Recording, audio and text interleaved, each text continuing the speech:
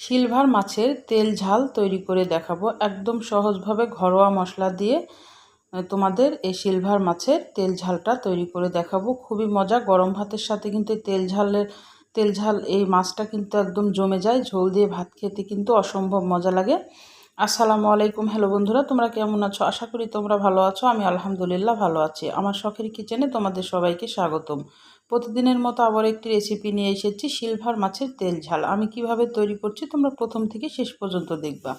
আমি এখানে সিলভার মাছ নিয়েছি। মাছটা কিন্তু অনেক বড় ছিল, 5 কেজি ওজনের মাছ। আর এই তেল ঝালটা কিন্তু বড় মাছ দিয়ে কিন্তু বেশি মজা লাগে। আমি এখানে 4 পিস নিয়েছি মাছ, 2 পিঠ আমি পিঠের আর গাদা নিয়েছি। এবার আমি ভাজার জন্যে এখানে হলুদ গুঁড়া দিয়ে দিলাম, আর শুকনো মরিচের গুঁড়া দিয়ে দিয়েছি, আর একটু ধনিয়ার গুঁড়া দিলাম, আর পরিমাণ মতো লবণ দিলাম। দিয়ে এটা মাখিয়ে কিন্তু আমি 5 মিনিট রেস্টে রেখে দিব। আর আমি মাছ ভাজাতে কিন্তু একটু ধনিয়ার গুঁড়া দিই, কারণ ধনিয়ার গুঁড়া দিলে কিন্তু মাছের যে আষ্টে একটা গন্ধ থাকে এটা কিন্তু থাকে না। এটা তোমরা দিয়ে কিন্তু মাছটা ভেজে দেখতে পারো, এটা খুবই মজা লাগে কিন্তু খেতে।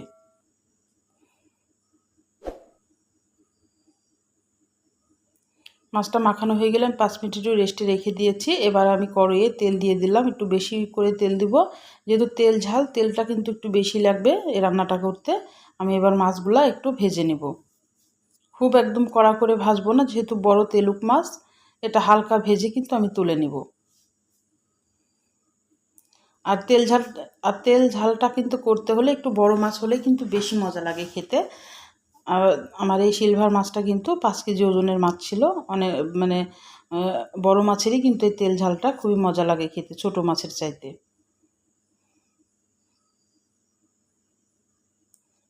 আমি এবার একটু হালকা করে এটা ভেজে নিব। এটা খুব কড়া করে ভাজবো না, কারণ মাছের গায়ে অনেক তেল আছে। কড়া করে ভাজলে কিন্তু তেলটা একদম চুপসে যায় বড় মাছ। আর বড় মাছ যদি একটু হালকা ভেজে যদি রান্না করা যায় কি বেশি কিন্তু খেতে মজা লাগে। আমার ভাজা হয়ে গেছে, আমি এবার তুলে নিচ্ছি।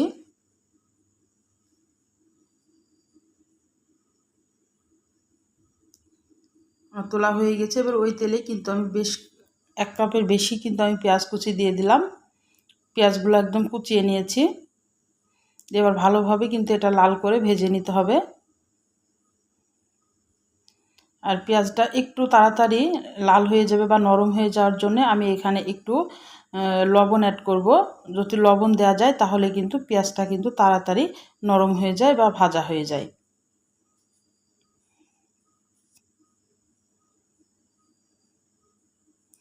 আমি একটু লবণ অ্যাড করলাম, দিয়ে কিন্তু এবার পেঁয়াজটা তাড়াতাড়ি নরম হয়ে যাবে।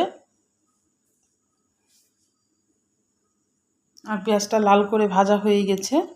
আমি এই পর্যায়ে একটু পানি দিয়ে দিব, যেন পেঁয়াজটা যেন সিদ্ধ হয়ে যায়। আমি সে কারণে আগেই কিন্তু পানিটা অ্যাড করছি। এবার আমি আস্তে আস্তে মশলাগুলো অ্যাড করব। একদম ঘরে থাকায় মশলা দিয়েই কিন্তু আমি তেল ঝালটা তৈরি করে দেখাবো। এখানে আদা বাটা দিলাম 1 চামচ, আর রসুন বাটা দিলাম 1 চামচ, জিরা বাটা 1/2 চামচ, হলুদ গুঁড়া দিলাম 1/2 চামচ, শুকনো মরিচের গুঁড়া 1.5 চামচ, ধনিয়ার গুঁড়া 1 চামচের একটু কম, 1/2 চামচের একটু বেশি দিয়েছি ধনিয়ার গুঁড়া। দিয়ে আবার ভালোভাবে মশলাগুলো আবার একটু কষিয়ে নিতে হবে। গরম মশলার গুঁড়া দিলাম 1/2 চামচ, আর পরিমাণ মতো লবণ দিয়ে এটা ভালোভাবে কিন্তু এখন কষিয়ে নিতে হবে। মশলাটা ভালোভাবে কষাতে হবে। মশলা কিন্তু কষানোর উপরেই কিন্তু তরকারির টেস্ট বা বাড়া কমা কিন্তু মশলা কষানোর উপরেই হয়। উপরে যখন তেল উঠে এসেছে তখন জানবা যে মশলাটা কষানো হয়ে গেছে। আমি এবার মাছগুলা দিয়ে দিচ্ছি। এবার মাছগুলো আমি এখানে 2 মিনিট মতো রাখবো। 1 পিঠ এভাবে একটু রেখে উল্টিয়ে আবার আর 1 পিঠ উল্টিয়ে দিব, মশলাটা যেন একটু ঢুকে যায় মাছের ভিতরে। আর এই পর্যায়ে কিন্তু জালটা একদম মিডিয়াম থেকে লোয়ের মাঝামাঝি রাখতে হবে, যেহেতু পানি নাই। মশলাটা কিন্তু তাড়াতাড়ি লেগে যাবে। এভাবে 1 পিঠ 1 পিঠ করে আমি এভাবে একটু উল্টে পাল্টে দিব। 2 মিনিট মতো রাখলেই হবে, বেশি রাখার দরকার নাই, কিন্তু জালটা মিডিয়াম থেকে লোয়ের মাঝামাঝি রাখতে হবে। এবার আমি পানি অ্যাড করে দেব। পরিমাণ মতো এখানে পানি দিয়ে দিব, মাছটাও সিদ্ধ হবে, আমার একটু মানে গ্রেভিটাও থাকবে। এই পর্যায়ে এরকমভাবে পানিটা দিতে হবে। এবার জালটা কিন্তু হাই মানে একদম হাই করে দেব, জোরে দিয়ে দিব জালটা, দিয়ে কিন্তু আমি পানিটা শুকিয়ে নিব, কারণ মাছ সিদ্ধ হতে কিন্তু দেরি লাগে না, মাছ এমনিতে ভাজা আছে মাছ।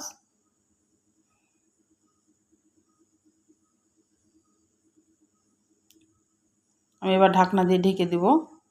আমার রান্নার যদি কোনো অংশই তোমাদের ভালো লাগে, প্লিজ আমার চ্যানেলটাকে সাবস্ক্রাইব করে দিও, একটা লাইক দিয়ে রান্নাটা দেখা শুরু করো, ছোট্ট একটা কমেন্ট করে জানাই আমার রান্নাগুলো কেমন লাগে। আর বেশি করে শেয়ার করে দিও বন্ধুদের মাঝে, পাশে থাকা বেল আইকনটা প্রেস করে দিও, আমি যখন এরকম নতুন রেসিপি তোমাদের মাঝে হাজির করব তোমাদের কাছে যেন আগে নোটিফিকেশনটা চলে যায়। তোমাদের একটা লাইক একটা কমেন্ট আমাকে অনেক উৎসাহ করে। আর প্লিজ রান্নাগুলো যখন দেখবে একটা লাইক দিয়ে কিন্তু রান্নাটা দেখা শুরু করো। আর ভালো লাগলে কিন্তু আমার নতুন বন্ধু যারা আছো তারা কিন্তু সাবস্ক্রাইব করে দিও, আর যারা সাবস্ক্রাইব করেছো তাদেরকে অসংখ্য ধন্যবাদ।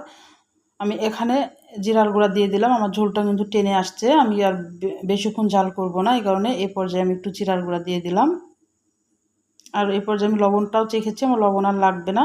বাস আমার সিলভার মাছের তেল ঝালটা হয়ে গেছে, আমি এখন কমপ্লিট একদম রান্না। তাহলে আজকের মতো বিদায় নিচ্ছি, তোমরা সুস্থ থাকো, ভালো থাকবে, আল্লাহ হাফেজ।